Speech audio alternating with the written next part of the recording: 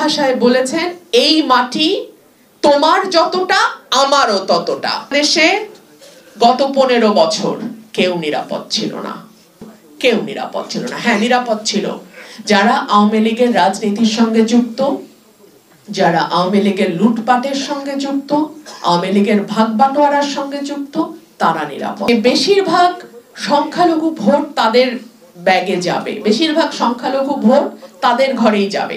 সুতরাং থাকলে ভোট, গেলে জমি, এই ছিল তাদের মূল মন্ত্র।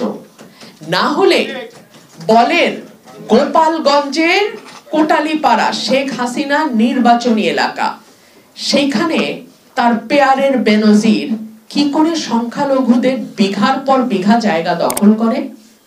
1 টাকাও দেয় নাই, একদম কোনো টাকা পয়সা না, কিচ্ছু না, তারা বিঘার পর বিঘা জায়গা দখল করেছে।